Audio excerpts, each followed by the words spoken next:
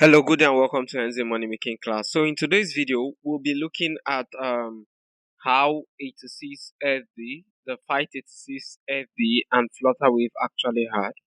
We all know that 86FB was a betting platform that allowed people to place bets and then make money. They promised people could be able to make about 3% on a daily basis, 3 to 5% on a daily basis as long as you played the games they asked you to play. But in today's video, we are going to see exactly what happened, how the whole game played out, and all that. I'm still going to do another video that will explain in detail about this, but briefly, I want to talk about this. Now, before I proceed, we are all certain it is heavy actually crashed. Lots of Nigerian money are gone, and it seems like there is no hope or a way out that people can be able to get back their money, and a whole lot of other things. So lots of persons are really wondering, pondering. So most persons are feeling awkward about the whole situations. Most of them have decided to forget about the money and move on. Many persons had millions of naira stuck on 86 heavy. Nevertheless, I'd already warned previously about 86 heavy being a Ponzi scheme. I do remember some persons had come into my inbox or my DM to tell me I'm wrong, 86 heavy is registered in Nigeria and so many other things. And I told them that, see, being registered in Nigeria is not a criteria for a platform not to run away with people's money. Well, everybody was entitled to their own opinion. Some persons might want to claim that the fact that they got on 86FB that they never knew it was a Ponzi scheme. I would not really want to believe that, because I clearly stated it there that it was not possible for a betting platform to be giving you money when you played the games that they wanted you to play. Of course, so many other things have gone down, which I would still speak about later on. It was never possible for you to get money by placing a bet. Every betting company makes money from people losing bets. So if people are not losing bets, how else were they generating their money? That was the first one. Now, the second thing again, I would actually have considered, probably I would have felt, okay, these guys were placing bets with some betting companies outside Nigeria, because they always claim that 86 Heavy was not, never started in Nigeria, but those things were not totally true. I will speak a lot and expose a whole lot of things in this video. The reason why I'm doing this is because I want people to be aware so they would not be cajoled when the next Ponzi scheme comes out. Trust me, there are already lots of Ponzi schemes already rearing their heads up. And I need people to be fully aware of what they're getting themselves into. Now, It's FB actually had various platforms they were using to do their deposits and stuffs like that. But one particular one that seems to have caught their interest, or in which they decided to use to deceive innocent Nigerians, first and foremost, was the fact that they purported or they brought out Flutterwave as one of their greatest enemies. Now, I've been on every platform, I've been observing the platform. That was the best way I felt I could be able to do a proper review on them. And of course, I've seen lots of payment gateways there. SHPay, Flutterwave was also there. And then at a point in time, they were making use of OP. But one of the things I noticed about some of the accounts they put, that they were personal bank accounts and never business bank accounts, which for me I saw as a red flag. And of course, I knew that it was not going to be long before CBN or AFCC clamped down on them. Reasons being that previously, NBA Forex, just the same way CBN freezed their accounts, and then EFCC and the whole lots of things, those were just clear signs that this is exactly what the C7 was going to face. Because lots of Nigerians were sending billions of naira into that account. And even if you had a personal account, of course, I don't know the person who they had used, the person's account they had used for receiving some of those funds and all that. But probably it must have been somebody who was really into moving huge funds on a daily basis. But even at that, those funds were much. You sending 1 billion, 10 billion, and all that, I knew it was going to be so much, because lots of Nigerians were really depositing a whole lot of money in. So, but today, Flutterwave is going to be our focus. In my next video, probably, I'm going to really break everything down from the beginning to the end, explaining how 86FB defrauded Nigeria, their tactics and all that. But for today, we are going to be focused on just Flutterwave. And so I would show you people exactly what went wrong, how Flutterwave, it's not really the problem. And of course, I also want to make you realize what you are likely bound to experience when making use of some of this payment gateway. First and foremost, Flutterwave is a payment gateway which is known all around Africa, and they are known to process funds, USD, euros, pounds, and so many other things. But one of the greatest purposes for which Flutterwave prides themselves in is the fact that they allow you to do business along across the globe. So you can receive money from persons in US and or every other country you can think about.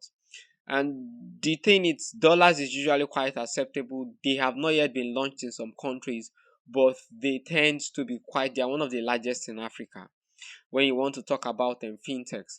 So Flutterwave is also a platform that persons use in launching their own applications. They use in receiving payments. Those who are into e-commerce make use of Flutterwave so that people can pay money into their accounts. All you need to do is sometimes generate a link, put a link in your blog post, whatever the scenario is, and then you can be able to receive your money on Flutterwave. Now, Flutterwave is not the only party we have. This Space Stack is also there, but Flutterwave seems to be quite big. And 86LV was actually making use of Flutterwave. And that's the very reason why we are talking about them. Now, one of the things I want us to look at is why will Flutterwave hold funds of 86LV? First and foremost, I have a post here which was about Rascally. And Rascally was, I'll just give you a brief summary of what Rascally really, what they were into. They were actually a platform that prides themselves in adverts, and they told people that we have various packages, that what you simply need to do is come pay for our packages, and once you register for the packages, let me give a scenario. We have a package of 5,000, package of 550,000, or package of 20,000. I'm just giving an instance. Now, these were the packages that Rascally had. Now, so for each of those packages that they had, what they required you to do was very simple. Rascally just said, we are going to share posts on Facebook, and all we want you to do is to share the post. The number of persons who click on this post or comment, you get money for every clicks, comments, and all that. So lots of persons were getting paid with Rascally. But the thing or the truth of the matter was, you gained as much as the level you subscribe to, whether it was Ruby, whether it was Pearl, whether you can see Rascally here. This was one of their package. Pearl was one of their package, and they also asked people to invest this much. So you invest up to 2.8 million, get 4 million. This was what Rascally was propagating. Now, but the thing what Rascally was always telling in here, they say invest 560k and make 800k. This is what Rascally was propagating. And then for their platinum, Rascally was saying invest 56k and make 88k. So they will tell you that they make their money from people simply advertising with them. You know, on a second thought, of course, I kind of believed the story that Rascally was propagating, because it looked like, oh, these guys are actually propagating something that's true. Okay, since it means sharing, it means that people were paying them for the ads and all that. But let's take a clear look at something here. If what Rascally claims to be true, I wonder how many persons would want to pay that huge amount of money on a daily basis to advertise. Come on, Facebook is there. People might want to run Facebook ads personally. You get that. But Rascally was claiming to be a company. And even if you're a company, for you to be able to do that, it then means you must probably be as big as Facebook, have a website as that diligent and all that. But you see, that was not the scenario. Now, when Flutterwave found out, you can go online and then find out those posts.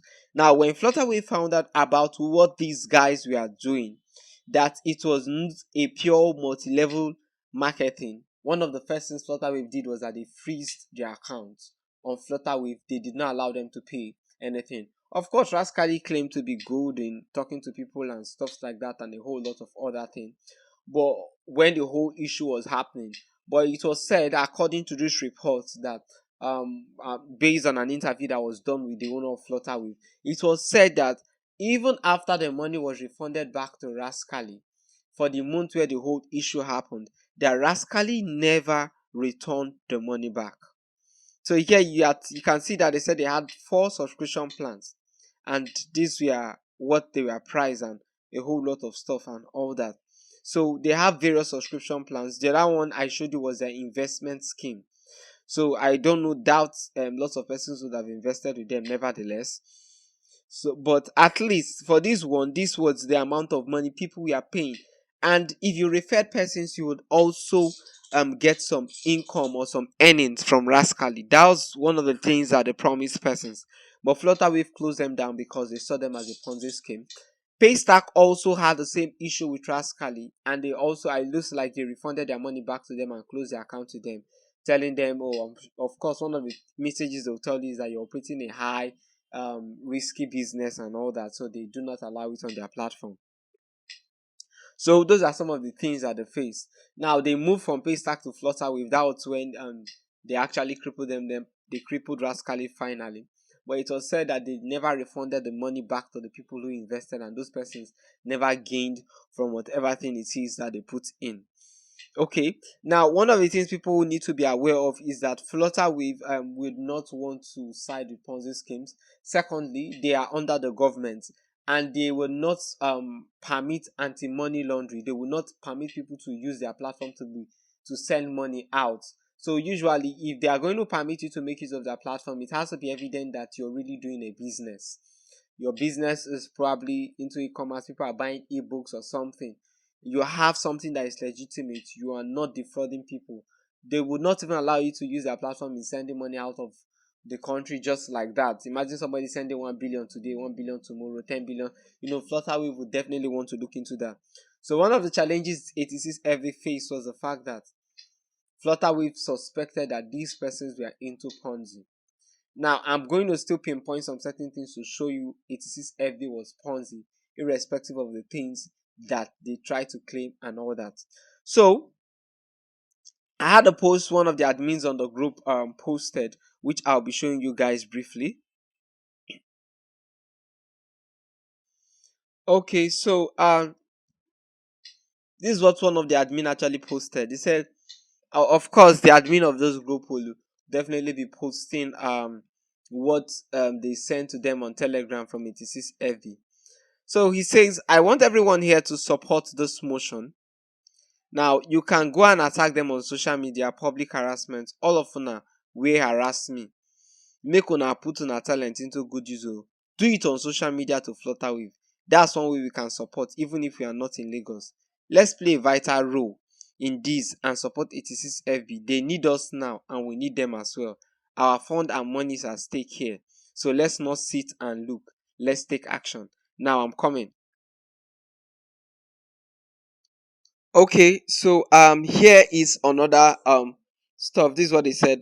Now the platform informed me that Flutterwave company has negotiated with 86 every platform in detail, and all funds on the platform are very much hoped to be recovered.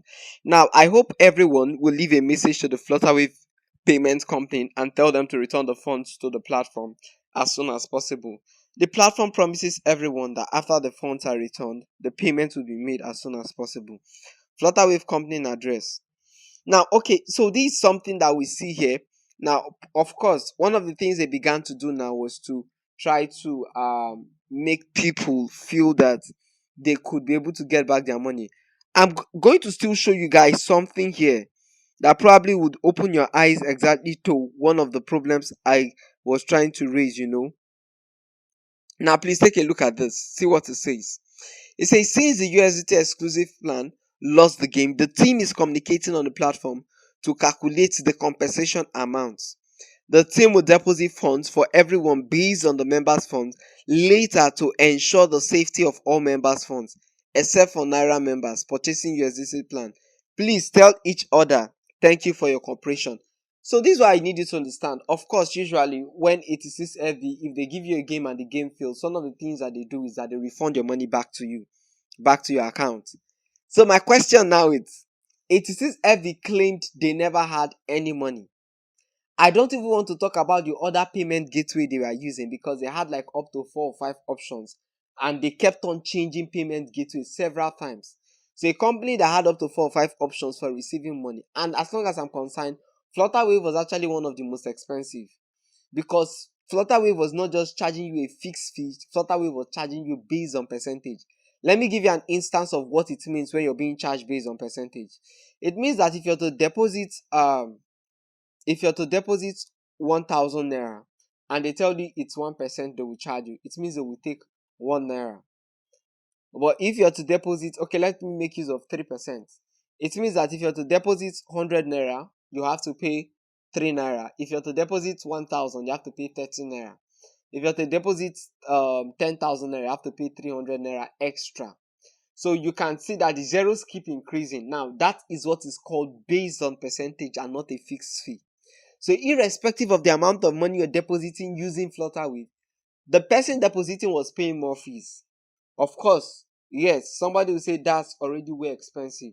Do not forget that when withdrawing, that it is this FB will still charge you their own 5% as withdrawal fee. Hence, even if you're to make profit in a week, you have to definitely play the game for like at least tangible profit. You have to wait for like 3 days before you place any withdrawal, so that it doesn't look like you're running on a loss. So we see here that they said they were going to refund people back their money.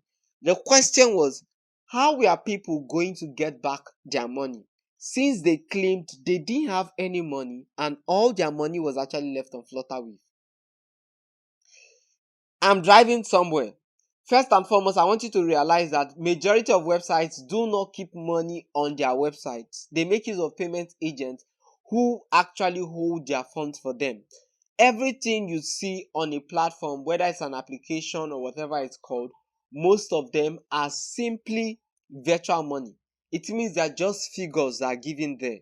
Those figures are not realistic. And 86FB was no different.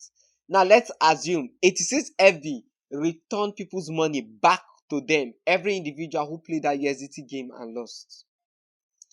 The question was, where did they get their money from? Meaning it was what? Virtual game. So therefore, there was no way. Now, after they had this issue, one of the things they said to persons was, I read one of their posts, I don't think I can actually be able to find that out. Before they started asking people to go and attack them, one of the things that they claimed was that people will get back their funds, that Flutterwave has decided that they are not going to release the money to 86FB. That what they simply wanted to do was that they wanted to pay the money back to the clients. That is everyone who was registered in 86FB or who made a deposit using 86FB. That was what Flutterwave said, that they were not going to do that. That they wanted to return the money back to them. Obviously, Rascally was also another example, because when they returned the money back, they found out that these persons, they never returned the money back to their clients. So it was evident that Flutterwave was definitely trying to play safe. So, in that scenario, what did they do? 86FB asked people to go on social media, go on Twitter, and begin to talk about it so that the money can be returned back to 86FB. And my question was, what do you think would have happened if the money was returned back to 86FB? Do you think 86FB would really have paid the money? Or do you think they would have run away with people's money? Well, it never happened. Of course, I doubt 80%. I believe that 86FB would never have returned that money because of the heat and the way things were already going. I believe 86FB needed an opportunity for them to finally take a leave. Most persons had already lost confidence in the platform. Even if the money was returned back to them, they would have japa, in Nigerian terminology, and ran away with the money. And people would have lost out full time. Hence, Flutterwave refused to release the money. Currently speaking, though, allegedly, it was said that EFCC is currently on the matter. And the truth is that once EFCC steps into a matter, the possibility of people getting back their money is zero. That's exactly the way it plays out in Nigeria. EFCC stepped into NBA Forex. Till date, there is no news about it. People's money have gone into thin air. Of course, it seems like Nigerians love Ponzi schemes. They love high-paying investments, as long as they are just sitting back at home and then doing nothing. Greed and laziness is one of the fuel of Ponzi schemes. So, we see here that Flutterwave had to hold the money, and then they went on social media. convincing people, telling them that they should go and fight against them. And trust me, I don't know how many persons did that. But even if Nigerians had done that, there is no certainty at all that they would have gotten back their money. In fact, it was said that 86FV, Chinese are involved, so many things are involved. I did a scam review. I want you to go check out that scam review on 86FV.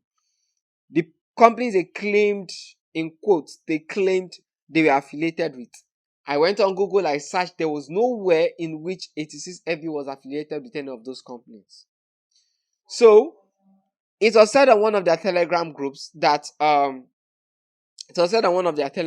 of course, that they wanted that one of the admin who was supposedly a Chinese person spoke in pidgin language. He chatted in pidgin language, and it was very funny. How? This is somebody who claimed they were Chinese. It's evident that 86FV scam could probably have even been purported by Nigerians, not necessarily a Chinese trying to scam Nigeria, but Nigerians claiming to be Chinese, because Nigerians love to believe the things. Oh, it's a Chinese man. It's an American person. It's outside the country. They love to believe such investments. If it was said it was a Nigerian, of course, they would never believe that.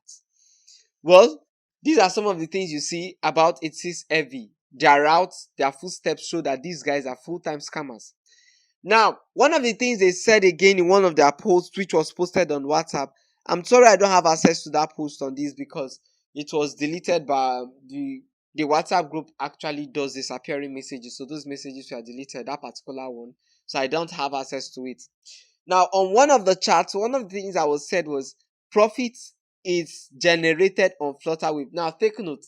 I told you, they say Flutterwave was going to pay people the amount that was deposited on Flutterwave, not the profits made. This was one of the things they wanted to use in inciting the masses for them to go against Flutterwave. Now, the thing was, if you claimed that you are generating money on your website, how did you return people's money back to them after the USDT plan failed? That's the first one.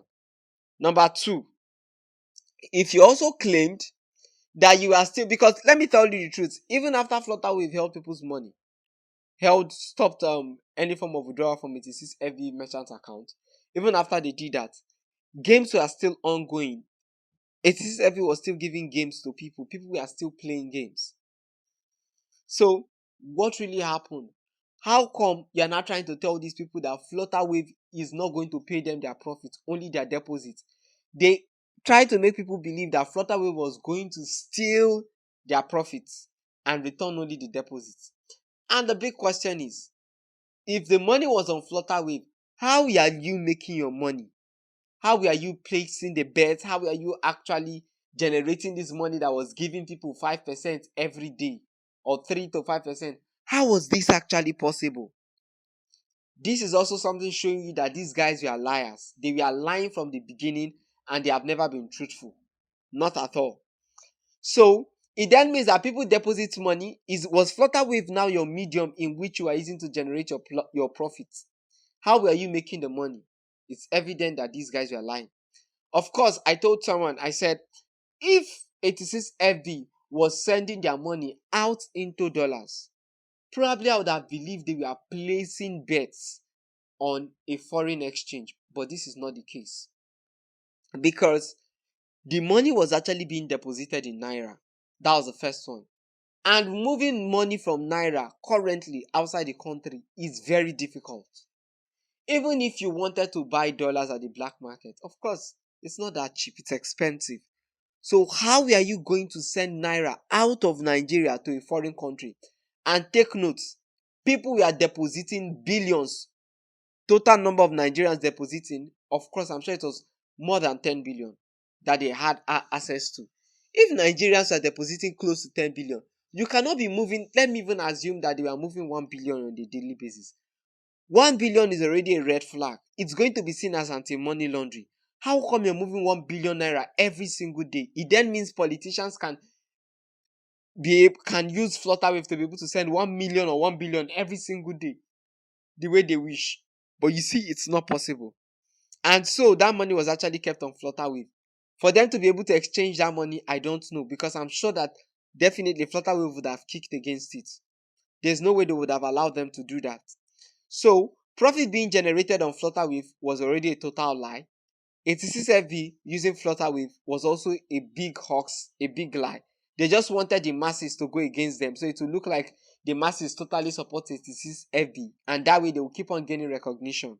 It was still 86FB that still told people to deposit 30%. Why? Ponzi scheme. After Flutterwave had held their money, so it will look like the platform was paying. Of course, definitely they paid off some persons, and then screenshots were set so that some persons believed it was real. I'm still certain that those persons who paid that money, some persons never got back their money. Now, even if they decided to be sending 1 billion naira, obviously I'm sure that will be over $100K, and I wonder how that would have done. Definitely money laundering. Now, I want to bring an end to this video. In the comment section, I want you to tell me, what's your opinion? Was Flutterwave wrong? Was 86FB right? What do you think? Do you think if Flutterwave had actually released the money, that 86FB would have released the money back to the client? Let me hear your own point of view. And thank you. In my next video, I'm still going to do another exposition showing you how everything was practically planned from the beginning to the end. Stay tuned. Check in the description on the comment section, so you'll be able to have access to this video. Thank you very much for watching. If you've not yet subscribed to my channel, click on the subscription button so you can also be able to get awesome updates like this. Thank you very much.